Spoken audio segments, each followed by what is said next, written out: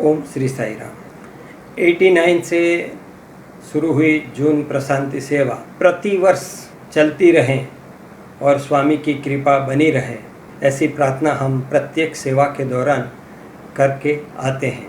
जून 1992 की प्रशांति सेवा के लिए हमने ट्रेन में रिजर्वेशन करवाया था और 12 जून को हमारे गांव से निकलने का था। उसी दौरान एक ऐसी घटना हुई कि 10 जून की रात को हमारे गांव के आसपास के विस्तार में बहुत बड़ा साइक्लोन आया और मेरे घर के छत, जिस रसोई घर है उनकी छत सीमेंट सीट की थी, वो सब टूट गई। आम के जो पेड़ थे 10-12 साल के, वो सब झुक गए ज़मीन की ओर और काफ़ी नुकसान दिखने लगा। मेरे लिए एक असमंजस सा था कि ये अवस्था में ये घर की जिम्मेवारी और प्रशांति सेवा 12 तारीख को जाना है। भगवान, मैं क्या करूं? आपको आश्चर्य होगा, 11 तारीख को कुछ खेत मजूर मेरे घर पे आए और मुझे ऐसा बताया कि सुरेश भाई, आप तो हर साल जून महीने में प्रशांति सेवा में जाते हैं और आपकी वाड़ी में इतना नुकसान हुआ है, आप चिंता मत करो, हम सब संभाल लेंगे। मैं सोच में पड़ गया कि जिनके घर उजड़ गए हैं, जिनके झोंपड़े उजड़ गए हैं, वो अपने घर की चिंता करने की बजाय मेरे पास आए और मुझे मदद करने की बात शुरुआत की। उन्होंने कुछ सामान लाए और तुरंत ही काम पे लग गए और दोपहर रहते काफ़ी काम निपटा दिया। लेकिन मकान की छत का क्या? रसोई घर के ऊपर जो सीमेंट सीट के पतरे थे वो निकल गए थे। बारिश की मौसम थी, इसलिए बारिश गिरती तो घर में ही पानी हो जाता था। भगवान की कृपा से 2 साल पहले मेरे घर पे एक कारपेंटर काम करके गया था, वो मेरे घर पे आया। उसने भी सेम बात दोहराई कि आप तो साईं बाबा के यहाँ जाते हो तो शायद जाने वाले होंगे। तो मैंने उसको बताया कि कल ही मेरी तो ट्रेन है, लेकिन आज ये हालत है। आप चिंता मत करो, मैं कल बाज़ार से ये सब सामान लाके आपका घर ठीक कर दूंगा और 1-2 दिन में सब सही हो जाएगा। आप निश्चिंत होके प्रशांति सेवा में जाइए। अब ये कौन करता है ये मैं नहीं जानता, लेकिन जैसा मैंने कहा कि एक अदृश्य शक्ति, भगवान की कृपा, भगवान जिन्हें अपने पास बुलाना चाहता है उनके लिए ये सब सुविधाएं उत्पन्न कर देते हैं। और स्वामी की कृपा से 12 जून को मैं ट्रेन प्रवास करके प्रशांति सेवा में पहुंचा। कुछ दिनों के बाद मुझे संदेश आया कि भगवान की कृपा से सब ठीक हो गया है, कोई चिंता करने का विषय नहीं है। ये है भगवान की लीला। भगवान के और हम एक कदम आगे बढ़ाते हैं तो भगवान 10 कदम आगे चल के आते हैं। ये मेरा व्यक्तिगत अनुभव है। पूज्य स्वामी की असीम कृपा से 15 जून से 30 जून 1993 में प्रशांति सेवा का एक और अवसर प्रदान हुआ। उस वक्त मुझे पेट्रोल पार्टी में ड्यूटी मिली थी। आश्रम में सभी अलग अलग जगह पर फ़र्ज निभाने वाले स्वयं सेवक को किसी भी चीज़ की ज़रूरत है या उनको रिलीव करने का है या वो जगह पर ध्यान रखने की एक अलग जिम्मेवारी थी। उस साल गुरु पूर्णिमा का त्यौहार 3 जुलाई को ही था, इसलिए पहली बार मुझे जगत गुरु के सानिध्य में गुरु पूर्णिमा का त्यौहार एवं जगत गुरु के आशीर्वाद प्राप्त करने का अवसर भी प्रदान हुआ था। उसी साल मुझे पहली बार प्रशांति सिक्योरिटी की तालीम भी मिली और मैंने गुरु पूर्णिमा के अवसर के दिन पीएस की ड्यूटी भी बजाई थी। हमारे जीवन में हमारी दृष्टि और हमारी सोच के सामने भगवान की दृष्टि और कृपा क्या है, यह बात को मैंने अनुभव किया 1994 की साल में। 1994 के साल में जीवन में अनेकविध परिवर्तन हुआ। मैं जिस कंपनी में सर्विस करता था वहाँ मुझे पर्याप्त संतोष नहीं था, इसलिए मैंने दूसरी कंपनी में जॉब के लिए प्रयत्न किया। मुझे मेरे घर से काफ़ी दूर अहमदाबाद के नज़दीक में एक कंपनी में अच्छी ऑफ़र मिली। मुझे अच्छी तनख्वाह के साथ मैनेजमेंट कैडर में प्रमोशन भी मिल रहा था। और दूसरी ओर ऐसी परिस्थिति थी कि मुझे मेरे घर के वडील और स्थानीय सामाजिक पारिवारिक जवाबदारी से दूर जाना पड़ता था। मैं निर्णय लेने की अवस्था में नहीं था और अच्छा प्रमोशन और अच्छी तनख्वाह तो दूसरी ओर और घर बार और सामाजिक व्यवस्था से दूर जाना था। इसलिए मैंने निर्णय लिया कि मैं स्वामी की अनुमति के बिना ये कार्य नहीं करूँगा। मैं 11 जनवरी से 14 जनवरी के बीच पुट्टपर्ती गया। हर साल इसी वक्त के दौरान वहाँ पर श्री सत्य साई यूनिवर्सिटी का स्पोर्ट्स फेस्टिवल मनाया जाता है, इसलिए काफ़ी भक्तों की भीड़ होती थी। स्वामी का नज़दीक से दर्शन और संपर्क होना संभव लगता नहीं था। मैंने स्वामी को एक खत लिखा। उसमें मैंने मेरी समस्या लिखकर स्वामी से प्रार्थना की कि अगर स्वामी आप दर्शन में आए और मेरे से यह खत स्वीकारें तो मैं समझूंगा कि मैं जिस कंपनी में काम करता हूं वहां मुझे इस्तीफ़ा देना चाहिए और नई कंपनी ज्वाइन करना चाहिए। उस दिन स्वामी की कृपा से दर्शन में मुझे पहली ही लाइन में बैठने का मौका मिला। स्वामी दर्शन में आए और मेरे पास से खत लिया। मैंने निर्णय ले लिया कि जिस कंपनी में काम करता हूं वहां मैं त्याग पत्र दे दूंगा। इस दौरान मुझे 2 और अनुभव हुए। 14 जनवरी के दिन स्वामी के करीबी दर्शन पाने की मनसा से मैं सवेरे से लाइन में बैठा था, लेकिन लाइन की ड्रॉ में मेरा नंबर काफ़ी पीछे आया।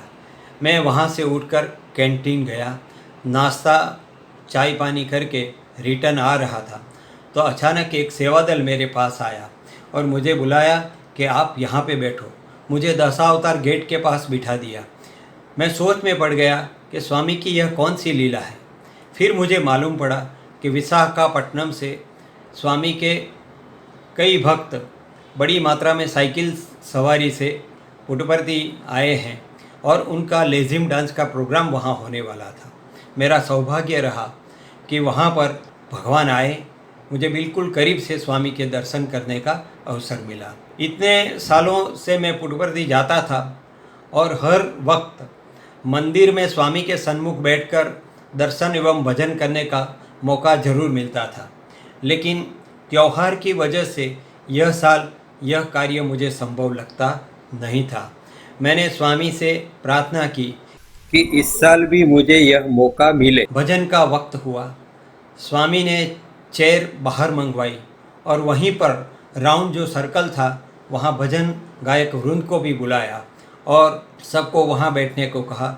मुझे स्वामी के सन्मुख बैठकर स्वामी के दर्शन करने का और उसके साथ साथ भजन करने का अवसर स्वामी ने प्रदान किया। मेरी आंखों में से साई प्रेम बरसता रहा।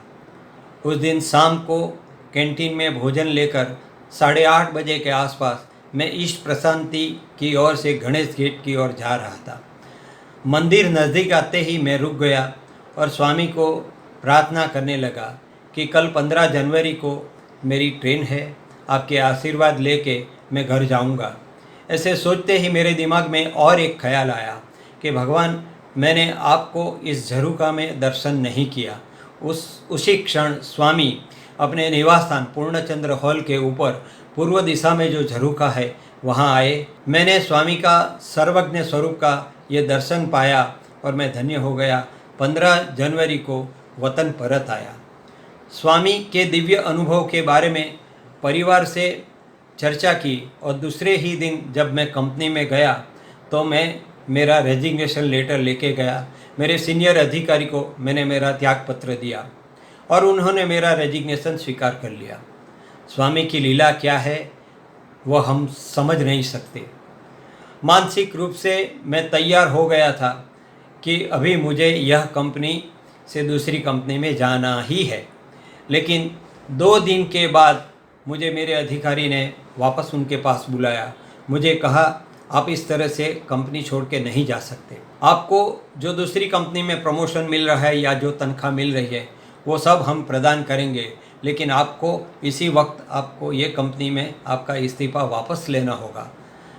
मैंने रेजिग्नेशन वापस लिया और मुझे उसी कंपनी में मैनेजमेंट कैडर में प्रमोशन मिला और अच्छी तरक्की हुई। 15 जून से 30 जून 1994 को जब मैं प्रशांति सेवा में गया तो मुझे सुपर स्पेशलिटी हॉस्पिटल में ग्रुप लीडर के तौर पर ड्यूटी मिली थी। मैं रिसेप्शन काउंटर पर मेरी फ़र्ज निभाता था। प्रातः 4 बजे से लेकर रात को 10 बजे तक ड्यूटी निभानी होती थी और उसी दौरान मुझे काफ़ी अनुभव हुए। 3-4 रोज के बाद मेरे गांव से कुछ लोग पुटपरती आए। उन्होंने जो बात रखी उससे मैं चिंतित हो गया, मैं विचलित हो गया। मेरे गांव में अंबिका नदी में बहुत बड़ी बाढ़ आई और हमारे सभी घरों में पानी आ गया और जो मैं खेती करता था, जो आम के बागान थे, वहाँ सभी पेड़ और उसके साथ 1000 जैसी कलम हमने बनाई थी, वो सब पानी में डूब गया। बोरवेल की मोटर पानी में डूब गई। फ्रीज, गरगंटी जैसे सामग्री में भी पानी आ गया था। घर से संपर्क करना भी मुश्किल था। जिस दिन यह न्यूज़ मुझे मिला, मैं रिसेप्शन काउंटर के सामने जो डोम है वहाँ पे गणेश जी की मूर्ति है और पास में स्वामी की चेयर और स्वामी की प्रतिमा है।